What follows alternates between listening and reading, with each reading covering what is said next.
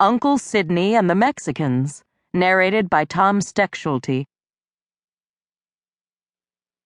Billy Haskell and I were picking tomatoes in the same row, dropping them by the handful in the baskets on the mule-drawn wood sled, when the crop duster came in low over the line of trees by the river and began spraying the field next to us.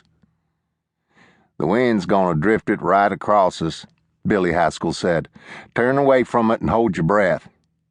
Billy Haskell was white, but he made his living as a picker just like the Mexicans did.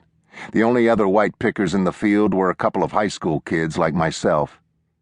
People said Billy had been in the South Pacific during the war, and that was why he wasn't right in the head and drank all the time.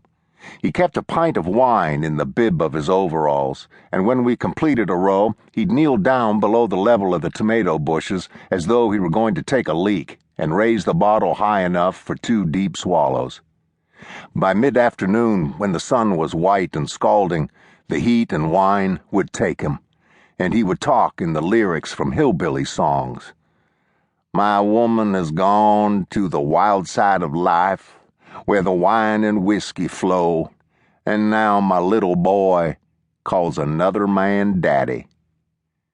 But this morning he was still sober, and his mind was on the dust. "The grower tells you it don't hurt you to breathe it. That ain't true. It works in your lungs like little sparks. They make holes in you so the air goes out in your chest and don't come back out your windpipe. You ain't listening to me, are you?" "Sure I was."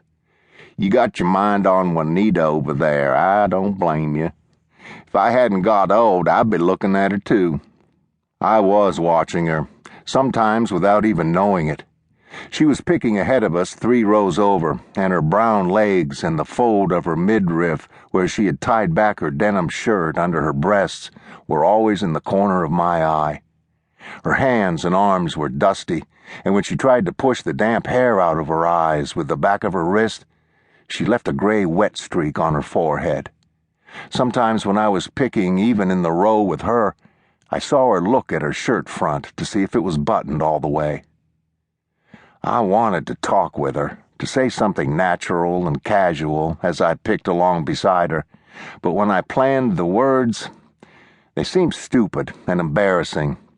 I knew she wanted me to talk with her too, because sometimes she spoke to Billy Haskell when he was working between us, but it was as though she were aiming through him at me.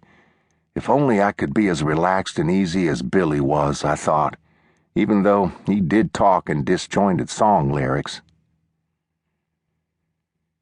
It was raining hard Saturday morning, and we had to wait 2 hours on the crew bus before we could go into the field.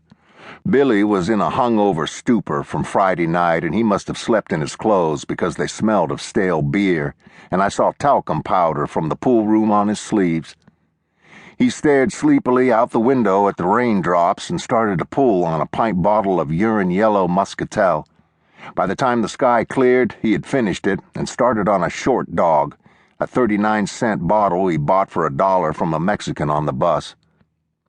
He was in great shape the rest of the morning. While we were bent over the tomatoes, he appointed himself driver of the sled and monitor of our work. He must have recited every lyric ever sung on the Grand Ole Opry. When we passed close to a clump of live oaks, he started to eye the tomatoes and the baskets and the trunks of the trees. "Some of these maters has already got soft, not even good for canning," he said. "Do you know I tried out for Waco before the war? I probably could have made it if I hadn't got drafted." Then he let fly with a tomato and nailed an oak tree dead center in a shower of red pulp. The preacher, Mr. Willis, saw him from across the field. I watched him walk slowly across the rows toward where we were picking, his back erect, his iron dark blue overalls and cork sun helmet like a uniform. Mr. Willis had a church just outside of Yoakum and was also on the town council.